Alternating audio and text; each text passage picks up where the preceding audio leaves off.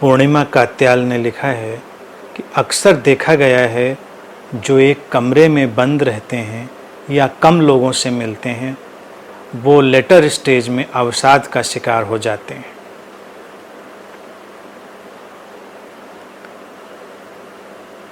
अवसाद के लक्षण भी यही हैं कि व्यक्ति एक किस्म के विड्रॉल सिम्टम में जाता है, लोगों से मिलना जुलना बंद कर देता है, अपने को सीमित कर लेता है, सिकोड़ लेता है, बंद हो जाता है। तो कभी कभी अगर ऐसा दिखाई दे रहा है तो हो सकता है ये अवसाद के लक्षण व्यक्ति में प्रकट होने लगे हों, डिप्रेशन के सिम्टम उसके अंदर आने लगे हों, तो उस पर ध्यान देना चाहिए।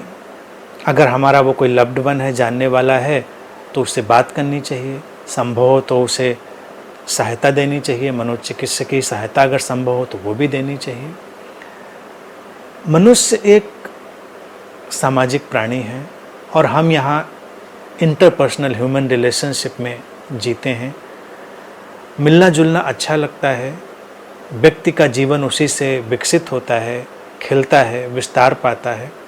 तो ये एक नैसर्गिक प्राकृतिक जीवन शैली है। लेकिन एक और पहलू है कि केवल एक कमरे में रह रहा है या कम लोगों से मिलता है इसीलिए अवसाद से ग्रस्त हो जाएगा, ऐसा आवश्यक नहीं।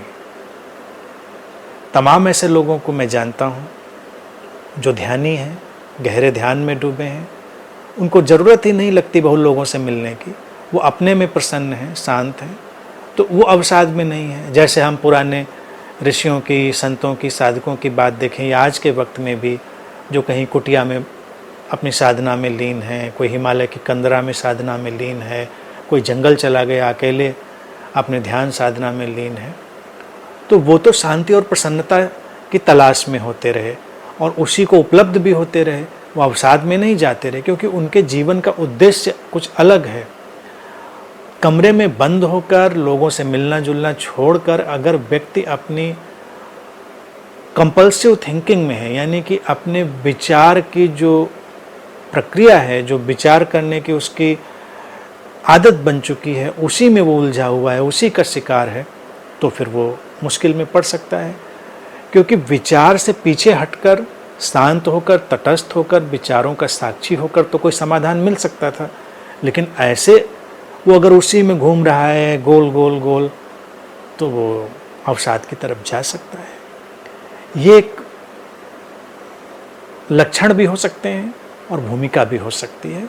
तो मेरी सलाह है, अगर कोई ऐसा व्यक्ति दिखता है, तुम्हारा प्रियजन है, मित्र है, तो उसको उससे बाहर लाने की कोशिश कर सकते हैं। अगर वो अकेले होकर प्रसन्न है, शांत है, तब तो कोई चिंता की बात नहीं। अकेले होकर, बंद होकर, लोगों से मिलना जुलना रोक कर अगर वो उदास हो रहा है, तो अगला पड़ाव गहरे अवसाद का, डिप्रेशन का हो सकता है। तो उसकी सहायता करना एक मानवीय धर्म है और हमारी करुणा का परिचायक भी है। अगर ऐसा दिखे तो करुणापूर्वक सहायता करें, लेकिन अगर कोई शांत और प्रसन्न है तो करुणापूर्वक उसको वैसा बना रहने दें, उसको छेड़ें नहीं।